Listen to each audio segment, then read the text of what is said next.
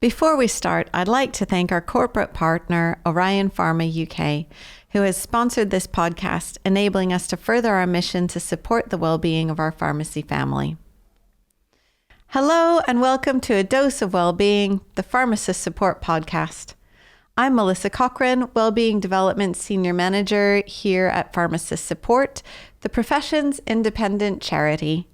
Today I'm talking with Malika Hunter, our Senior Marketing and Communications Officer. We'll be chatting about neurodiversity in pharmacy, why it's important to acknowledge, how it can show up across a pharmacist's career, and what we as a charity are doing to support our pharmacy family, including students, trainee pharmacists, and pharmacists. So Malika, let's dive in. Absolutely. Let's get started. For anyone listening who's new to this, what do we mean by neurodiversity and neurodivergence? Yeah, that's a great place to start. So neurodiversity is the idea that there are variations in the way that people think, learn, and process the world. So neurodivergence is when someone's brain works a little bit differently than what would be considered the typical profile. Okay. So things that people are probably very familiar with might be people who have ADHD, who are autistic, who have dyslexia. These are examples of neurodivergence. And as a charity, we really want to better understand what helps people study, train, and work sustainably in pharmacy. So this is really important to us and to our listeners, because we want to provide well-being support and any sort of education that helps not only our neurodivergent beneficiaries, but also people who work with them. Maybe their managers, their employers, to understand how they can best support them. That was a great explanation, Melissa. Why is it important for pharmacy to acknowledge neurodivergence across students, trainees, and pharmacists? Well, I think for me, one of the most important reasons that we want people to understand this about neurodiversity is that without this knowledge, a lot of neurodivergent people feel like they just don't fit in, that there's something different about how they are, and they can start to self-blame after a while. Like, oh, if only I could do this better, or if only I could communicate differently, or whatever the issue might be. And that self-blame can lead to problems with self-esteem, with feeling competent, with feeling sometimes even like you're cut out to be in the profession. So that is really concerning for me. And I think if we can help people to understand that there's nothing wrong with them, like we all have different brains, we all have different ways that we function. But there may be different adaptations that make it a little bit easier for people to work. So we know that pharmacy training and practice can be intense.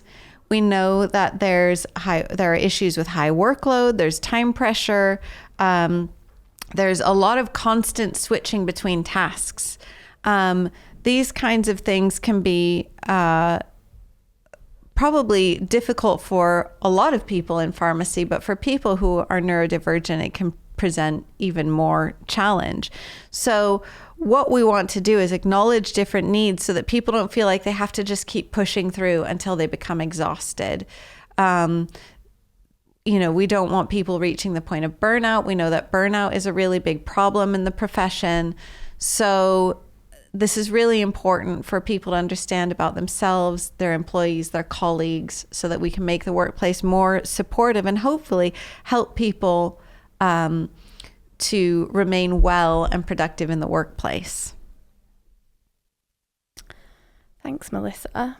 What kind of inquiries are we getting at the charity that relate to neurodivergence or suspected neurodivergence in the pharmacy?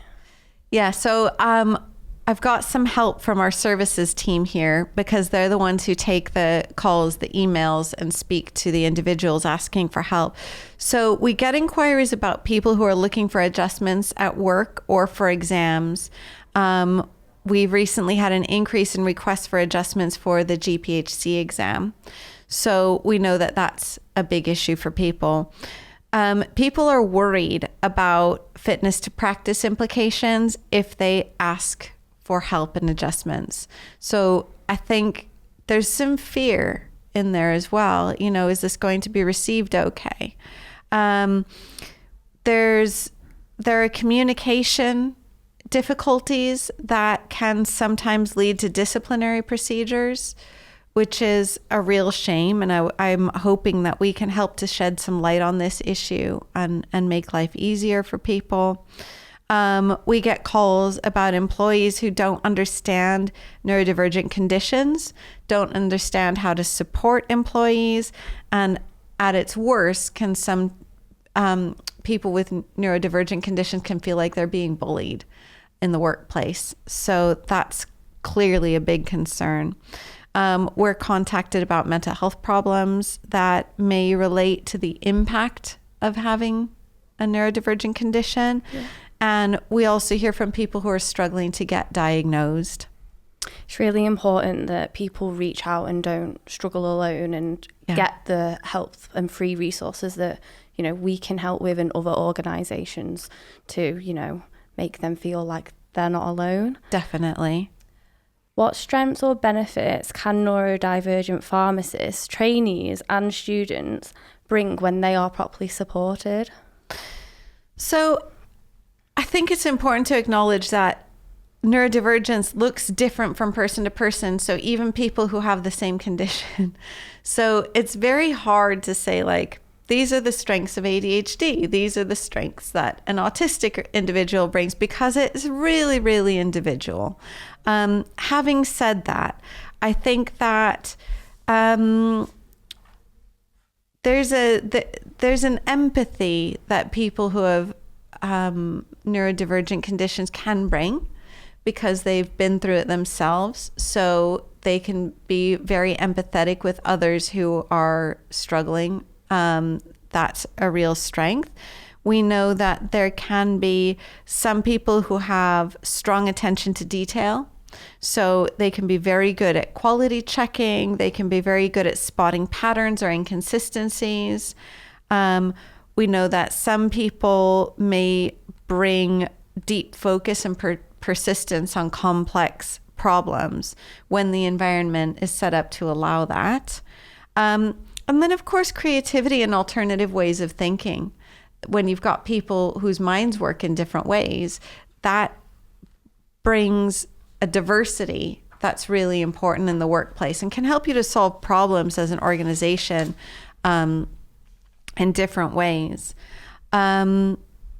So overall, I think when you've got teams that are neuro-inclusive, everyone benefits. There can be clearer communication, better systems, less avoidable stress.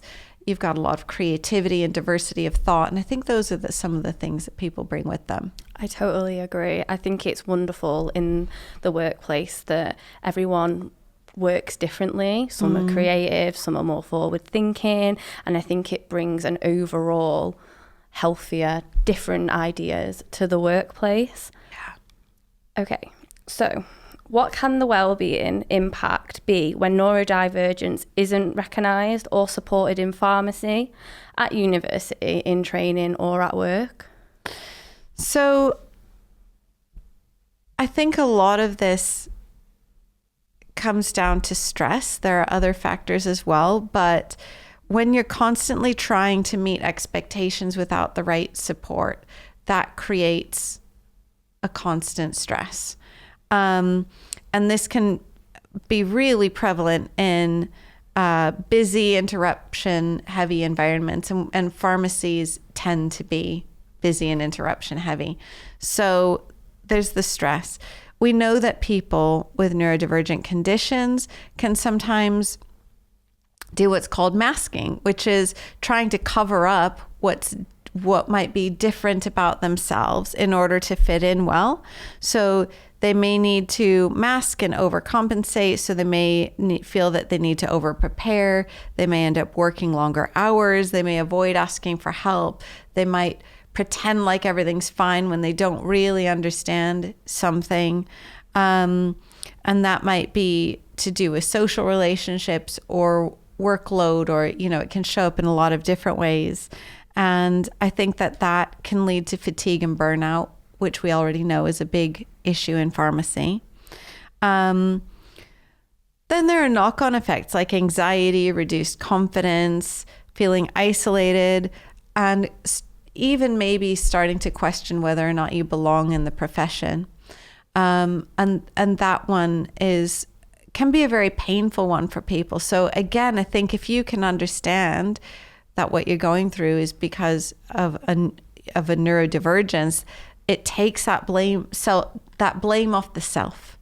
And it helps you to understand what supports may be put into place to help you to be able to achieve. So I think it's really important to know these things.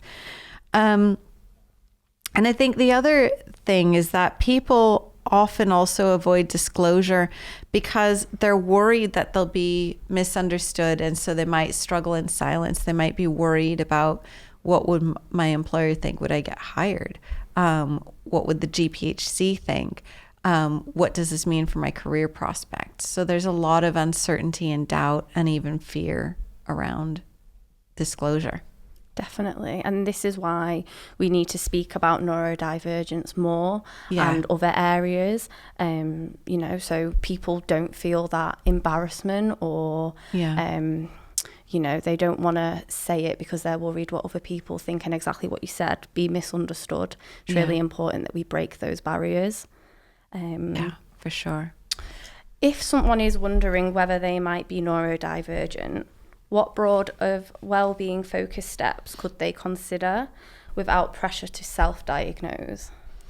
So even without a diagnosis, people can start to notice patterns over time. So maybe just taking note of when you start to feel the most stressed, what kinds of things cause you difficulty, what situations drain you, what helps you recover. Self-reflection can help you to make the most of your strengths, but learn how to compensate for things that maybe you find more difficult. If you want to explore assessment and diagnosis, your GP is a great place to start.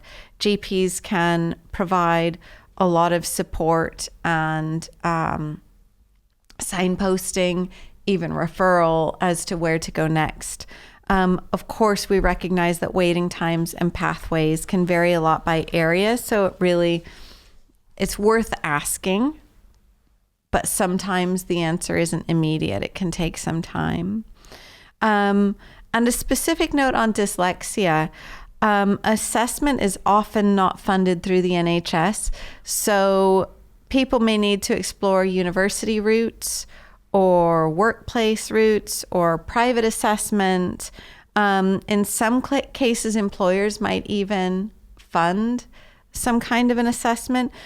Of course, that isn't guaranteed. So some individuals do end up also self-funding assessments, but do report that it can be really life-changing to have that understanding. Absolutely. Yeah. So I think the other thing that's worth acknowledging is that putting support into place for someone doesn't necessarily have to wait for a diagnosis. So if you know that you're experiencing some symptoms that are impacting your well-being, you could, for example, get some counselling. You don't need to wait for a diagnosis for that. You might say, even to your counselor, I feel like I might be neurodivergent, but I don't know in what way, or I haven't been diagnosed, but it is impacting me. You can get support for that without a diagnosis for sure.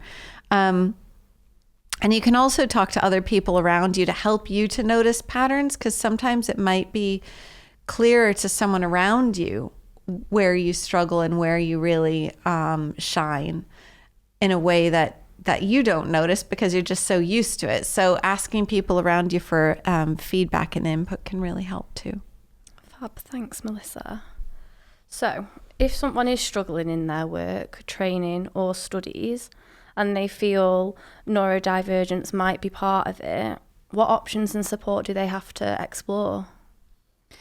So for pharmacists and trainee pharmacists, it can help to get employment advice so that you can understand what your options are. So it may be through a trade union, for example, the PDA. It may be through ACAS or other specialist organizations. We do have organizations listed on our website under the employment advice from other organizations webpage. So going for help from other organizations is probably the place to start. Okay. For students, it could be your student union. It might be your university support services. They can be a really good first place to start. But the PDA also, you can be a member as a student, and I believe it's free. So you could still access advice from the PDA as a student. That's amazing. There's so many organisations and resources out there for people to access for free and get the help and stuff that they need. Yeah. So what can we currently offer as a wellbeing charity for pharmacy students, trainees and pharmacists who may be affected by neurodivergence? So we offer a confidential space to talk.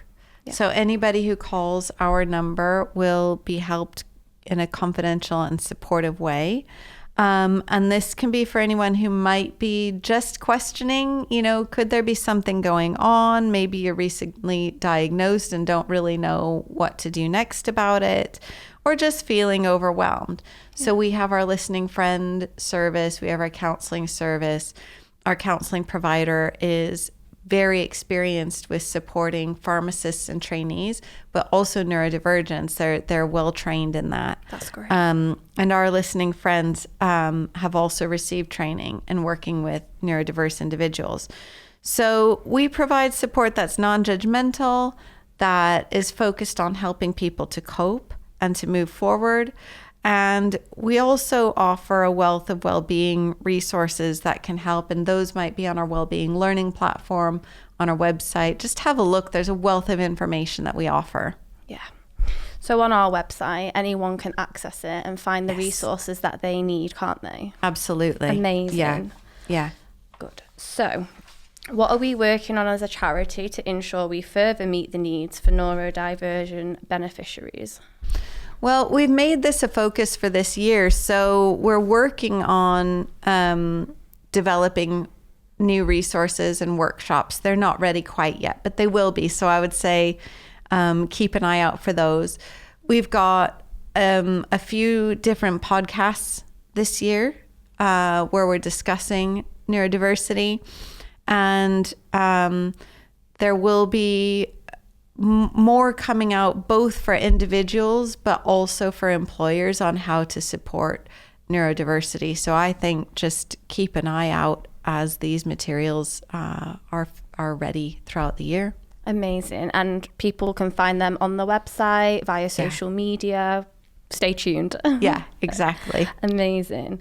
What are some examples of supported changes in study, training and the workplace that can protect well-being and help people perform at their best?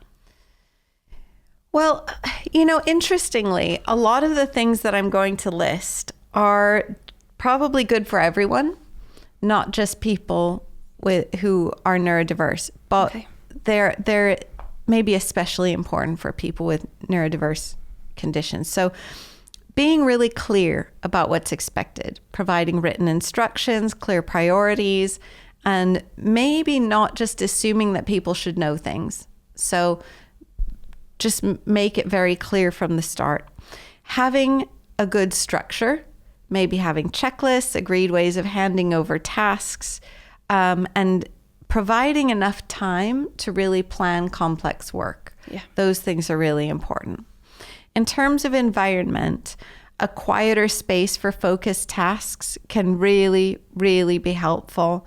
Some people find sensory input quite difficult to deal with. So noisy space, a lot of chatter. If you have someone eating their lunch right next to you while you're trying to work, that can be really distracting. So thinking about what those, how you can make an environment comfortable for everyone. You might be thinking about what visual distractions there might be, what auditory distractions there might be, really thinking about that. In terms of communication, it's helpful to agree how feedback will be given. It's helpful to think about how people can ask questions safely. So someone might feel really stupid if they need, maybe in a team meeting, you went over a new system and someone on the team didn't get it the first time.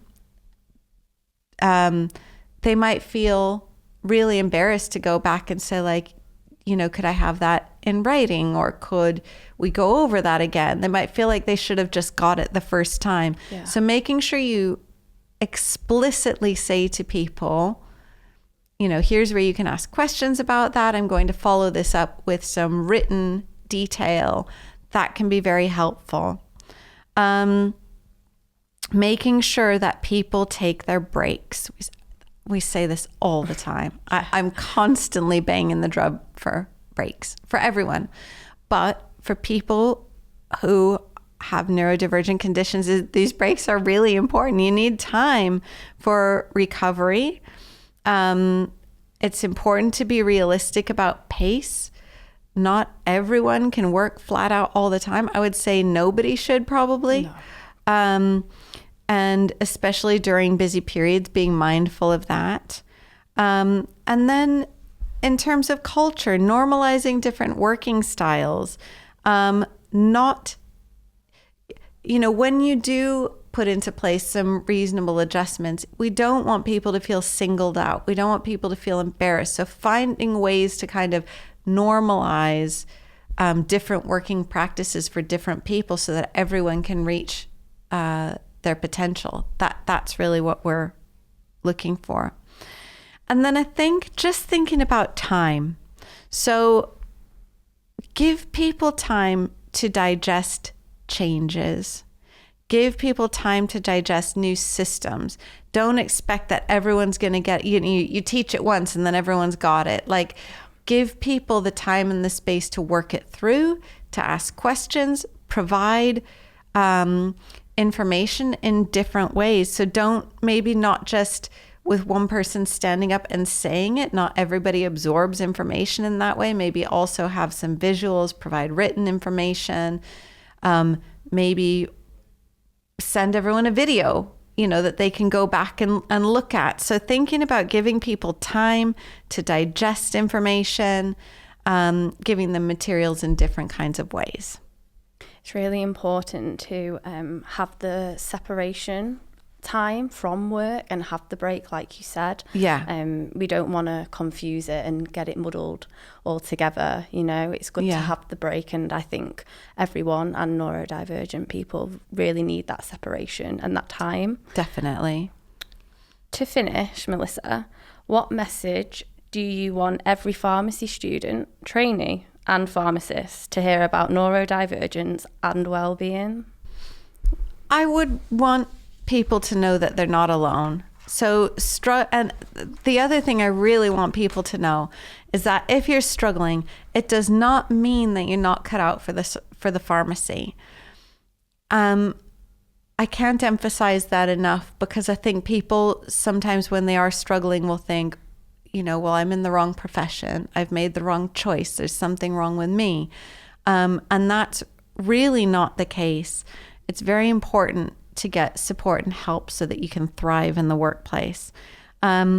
With the right support, many neurodivergent people thrive and bring huge value to teams. So don't lose hope and don't think that it's to do with you. The other thing I would want people to know is that putting support in place for someone or getting support yourself, it does not mean that standards are being lowered and it's nothing to feel bad about. What this is removing unnecessary barriers so that everyone in the workplace can thrive. And this is really important if we want to have diversity of thought, diversity of opinion, all of these things that make workplaces thrive and tackle challenges in a healthy way. We want everyone on our team to be supported to give their very, very best. Absolutely. Yeah. So the last thing that I would say is that if things are feeling really difficult, if you're struggling, if you're worried about burnout, reaching out early can protect your well-being. And I think a lot of people worry about reaching out for help. But what I would say is if you reach out to pharmacist support, it is treated in a confidential manner. We don't tell employers, we don't tell the GPHC, it is between you and us. So please don't hesitate to reach out if you're starting to feel overwhelmed, because getting support in place as early as possible can make all the difference. Exactly that. Thank you so much, Melissa. And as she said, if you are struggling, please don't struggle alone. That's great. Malika, it's been really fun. Thank you. Chatting with you today. I know it's your first time on the podcast, so thank you so much for coming on today. We hope that our listeners are feeling inspired to bring about positive changes in their own lives. And if today's conversation has resonated with you, you can find further wellbeing information and online content on our website and on our Wellbeing Learning Platform, which is available to pharmacists, pharmacy students, and trainee pharmacists for free. I would also say if you enjoyed this podcast, please leave us a review. It helps us to broaden our reach, get the message out to more people, and ultimately help more people. For further information on our support services, please click on the How We Can Help link in the podcast description. Please don't hesitate to reach out if you feel you may need support. We want to continue providing our free and confidential support services and to open up conversations like this to ensure that no one in our pharmacy family faces challenging times alone. As an independent charity, we rely on donations from individuals and organizations across the profession to enable us to do this. So if you're in a position to do so, please consider making a donation today. Donations help us to provide our essential services, including our counseling and peer support, financial assistance, and more. Thank you so much for listening, and we look forward to seeing you again on our next podcast.